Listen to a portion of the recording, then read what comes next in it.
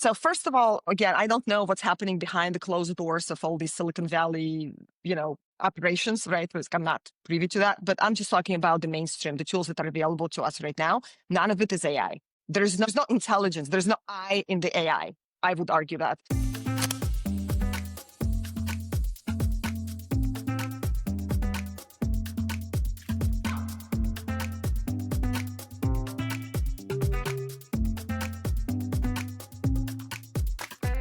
You're listening to Founder Mode, the show where builders talk honestly about what's changing and what still matters. Today's episode's for every founder wondering if code writing is about to become obsolete. We're talking to somebody who's worked with hundreds of dev teams and has lots of thoughts on where AI helps and where it maybe doesn't. Jason, there's so much hype about AI writing full apps, but people forget software just isn't about code, it's context. You've had hundreds of engineers work for you at the various companies you've led. How many engineers are on the stealth startup team now? And I know you're running a few different businesses, but what's the average team size and what percentage of their code is AI generated? Yeah, so I think that the team, there's no team more than 10. So and I guess startups do start small, but I think we're doing and building at what would have typically been 15, 20 people. So, I mean, the number of humans is 75%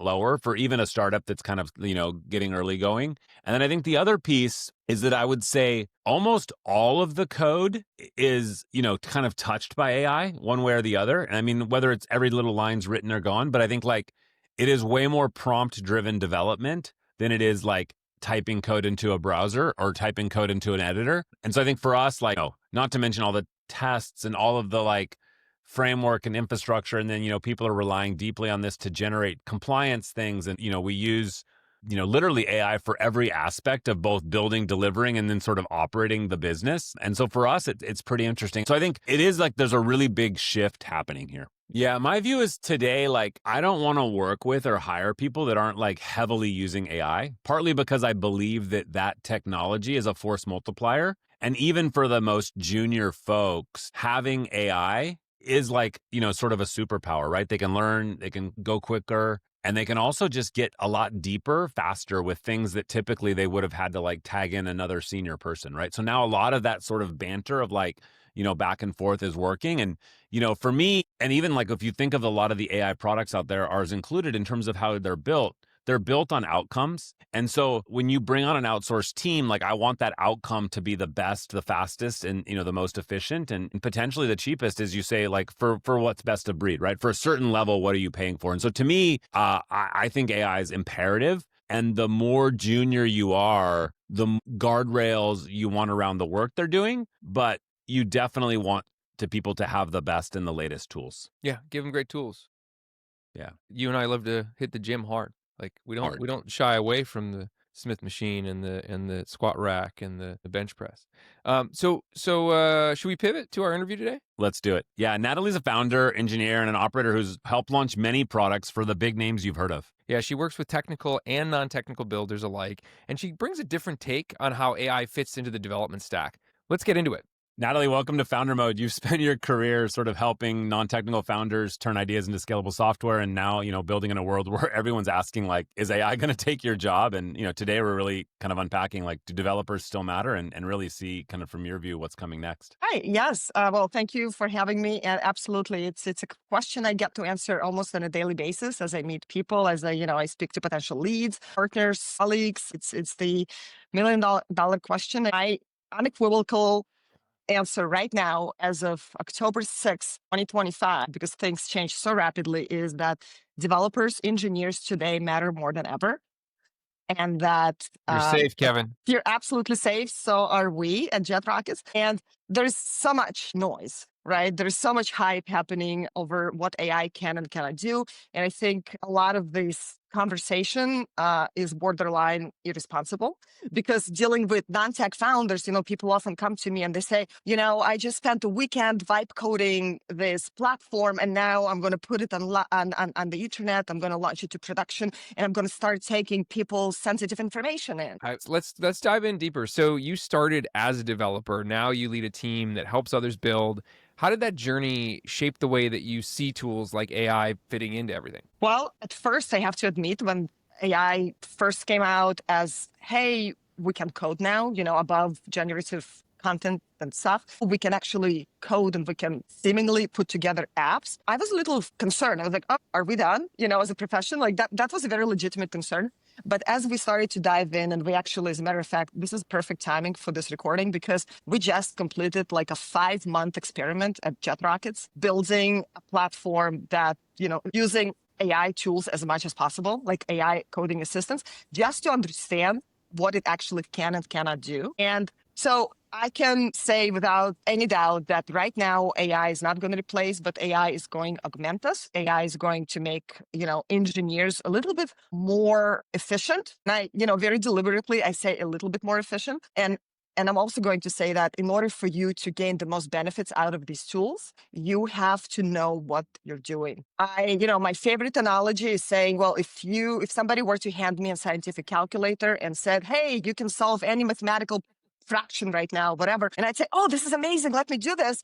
But like, what do I do with the result? How do I apply it in real life? What does this even mean, right? Having access to a scientific calculator is not going to make me a mathematician. And so I claim that having access to Cloud Code or any other tools, Cursor, whatever your tool might be, is not going to make you an engineer. Now, if you know what you're doing, you can use those tools to be faster, more productive, and a higher quality engineer. And so when you think about workable AI, like the stuff that is actually useful, maybe engineers using AI to help them be faster, be more efficient, write cleaner code, can you explain what it really means in real products to have workable AI? Yeah, absolutely. So there are certain tasks in engineering, in like daily software engineers' life that nobody wants to do, but you kind of have to do those tasks, right? I mean, think of your data migrations. Think of your scaffolding, like sort of boilerplate application, all the CRUD, which is create, update, delete records, right? Think about, I don't know, thinking, even simple stuff like thinking of a good naming convention for certain variables within your application can be tedious and boring. And AI excels at those things, right?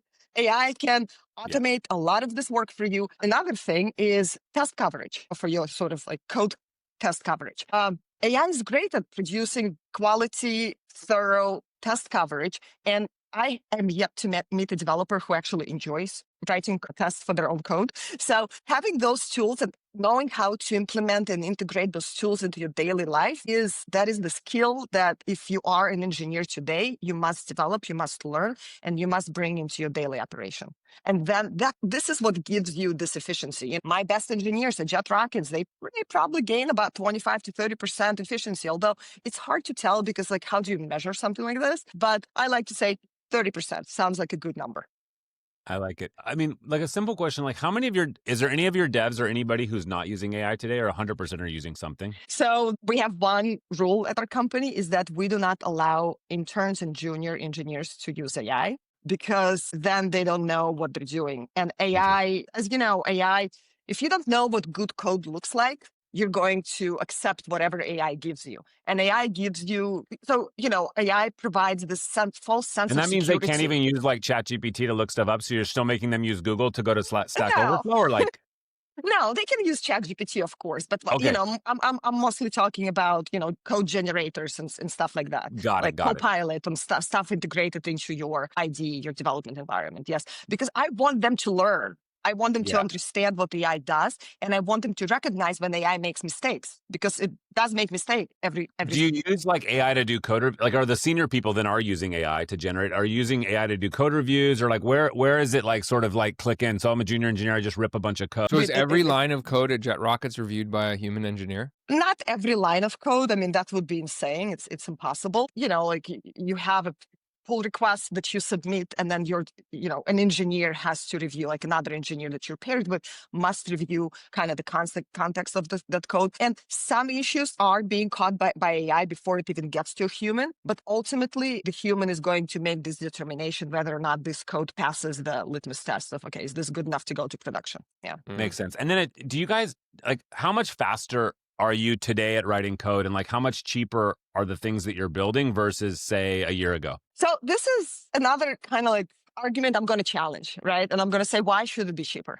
Like if we've learned a skill, which is if we've learned to integrate AI into our daily operation, we took the time, We learned it. We implemented it in such a way that it makes us more effective and more productive. Why should it be cheaper to my So you're saying clients? if there's improvements in technology, you guys accrue the value, clients still pay full price, kind of, or is the mental model? Well, it's sort of the stuff that yes, there are definitely certain things that in the past took longer that take less time now, for sure. But ultimately, it's not because we don't charge for time, right? We don't charge for hours or lines of code produced. We charge for value. Hypothetically, say that there's other dev shops out there or AI dev shops or some, kids come out of like school and be like, hey, I could just chat GPT this stuff and kind of vibe code / whatever. Like, do you feel there'll be price pressure in the market if you're like, hey, our price is still $10 and somebody else is able to build it and wants to sell it for $2? Like, and then you're Well, like, do you think that'll compress like margins or sort of like more of like,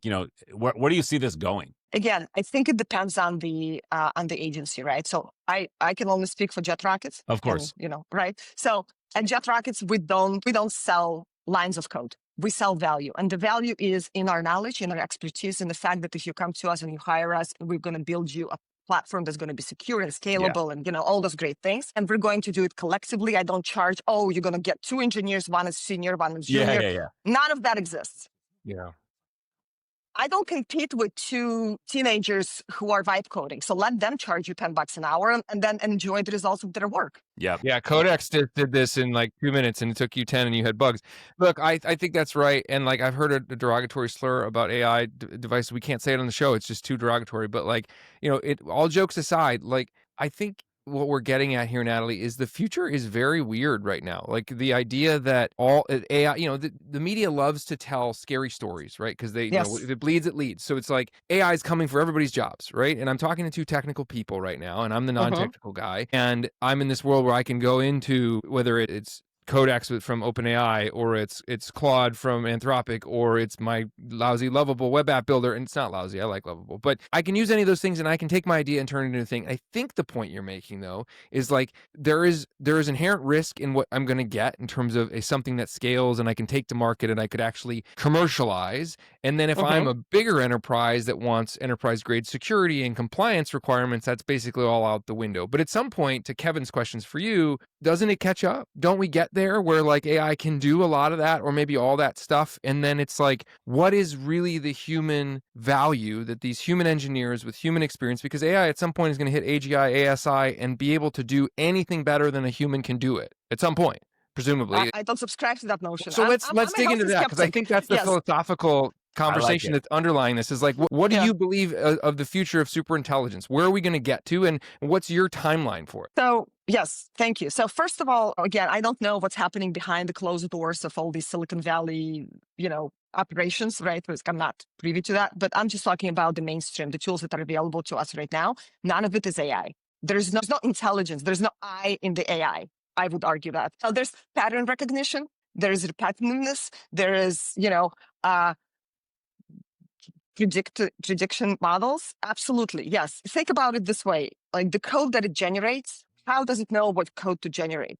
Because it learned on the code available on the internet, right? The more it's going to generate garbage, which it has been generating garbage, the worse the code quality is going to get over time. I mean, look at the content that we're now seeing on LinkedIn and everywhere else, right? Like most people use AI to generate their LinkedIn post, and you can tell within like the first 3 seconds, you can tell, oh, this is garbage put out by some sort of AI, right? And the same applies to the code that it generates. Now, again, and I'm going to repeat this, AI has its place even in today's engineering and coding practices if you know what you're doing. You can use it as sort of like an assistant, right? Like a junior engineer who's sitting next to you and who's willing to do boring and tedious tasks that you do not want to do. And if you know how to prompt it properly, and if you can check its work, and if you can fix its errors, then you're fine. Then you can use it and you can become more, efficient, more productive, and so on and so forth. Now, where is AI going to be on October 6th, 2027 or 2028? Who the hell knows, right? I mean, we may have this conversation a year from now and I'm going to say I take it all back. But again, I'm talking about today, right? First of all, I don't believe that if you've built any product for anyone in the past or in your life, you know that the biggest issue is understanding what the client wants. Because oftentimes the clients don't know themselves what they want.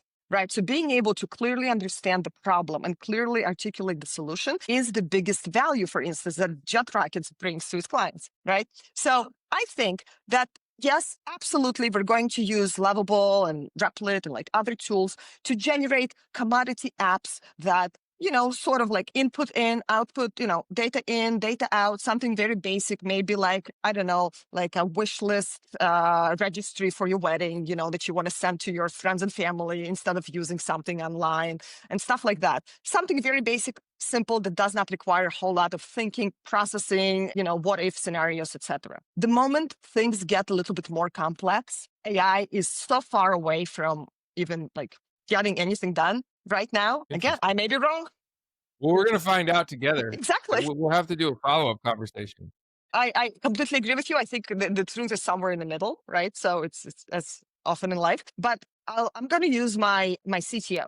He is by far the strongest engineer, and he is the hands-on. And your CTO, CTO still writes a lot of code because you guys are small enough. Like I said, we're very small, and my CTO is active on several projects. He oversees the code. He makes all of our architectural decisions, etc., and so on and so forth. So like he's very much very much hands-on. As a matter of fact, he enjoys the hands-on work. Got it. Yeah, exactly. So he's been using AI assistants since they became widely available. I think at first he started using Copilot built into his IDE. I think that was over a year ago, maybe, because he's a contributor to many open source projects, so he got it for free, whatever. So we use that. We tried Devon. Then Cursor was a tool, and we still have a few people who prefer Cursor. But my CTO, and again, talking about him, he loves Claude Code.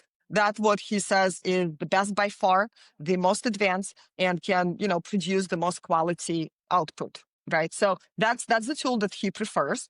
Now, and of course he uses ChatGPT for like other things, but like Claude Code, that is the tool that is embedded now into his daily operation. Now, I can tell you what he kind of finds, what are the shortfalls of the code, and then I'll tell you how he actually uses it. Like, what would you say, like percentage-wise, if you know? Like, I'd say about 30%. 30% of the code generated? About 30%. Okay.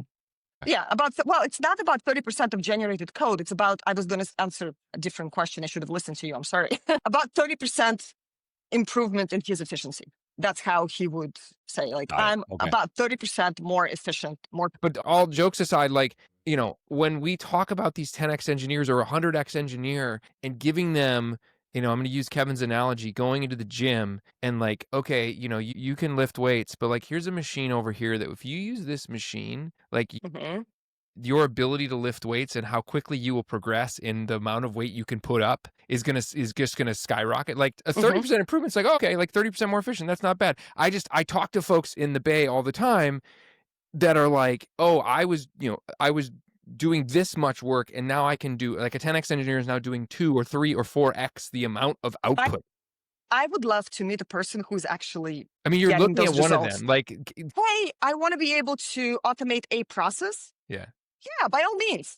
Of course. Absolutely. You can automate any process very quickly, very rapidly nowadays.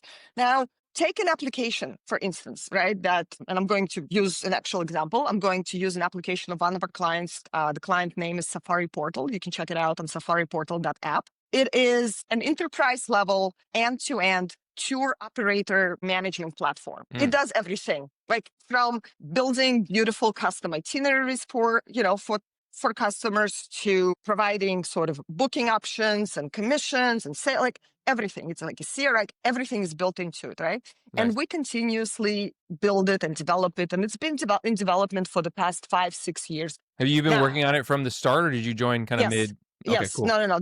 We built it from scratch. Yeah, nice. It's an end. Right. We've built it from start. It's an award-winning tool. It's probably the best on the market right now in this particular industry. It's a great product, and our client is making a lot of money. Everything is great. Now, and the way we're building it, right, the way it's been architected, it allows us to build new features without really affecting a lot of like old legacy code. So it's not like every time we go in, we have to like go through some legacy and, 5 years of code. It's pretty legacy by now. But it has a lot of logic that it has to consider, right, when building something like this. And here's what happens. What we see is AI very often ignores existing components and duplicates code instead of reusing it. Right. So now my engineer is going to say, oh, great, you've produced all this garbage. You've produced 10,000 lines of code, but I didn't need it because I have a code base that you could have referred to. right? So now he has to go clean it all up, etc. It would have been faster for him to do it without AI, right? It often forgets like earlier instructions, like mid-session. Context And it window forces, kills you. right? Yeah. It forces the engineer to constantly repeat themselves over and over and over and over And again. engineers don't like doing that. That's a time kill. But that's a time kill. Forget liking it versus not like. Yeah. It's going to kill the time, right? Yeah. No, I get it. And you're paying for people's time. Look, I think Natalie, the point is well made, which is, people matter is not the solution, and ASI is not here. And so I think I come back to the quote you said, which is like the AI, we're missing the I in it. And like, I think Kevin and I are very bullish on the I part, Yeah. but I agree, like the truth is somewhere in the middle. And that endurance mindset has to be helpful here. Like, how do you, maybe you're on a 26.2 mile run, you've got to be thinking about other things. That's a lot of time. So Yes. how do you stay sharp, and how do you use that endurance mindset when it comes to the work that you do and kind of this ever-changing, very fast-moving landscape? Well, I think this is a perfect analogy because like in marathon, you have to ignore the hype, ignore the pace. You go out way too fast, you're not going to be able to hold it for 26.2 miles. So being able to stay consistent, being able to ignore the hype, and being, it will allow you to outlast all these sprint chasers that you see everywhere around, social media now. Right. I mean, we've seen it happen in the past. Yeah, it's sort of, I mean, there was this whole, like, I've been long enough, in this industry to have gone through several of these hype cycles. Yeah.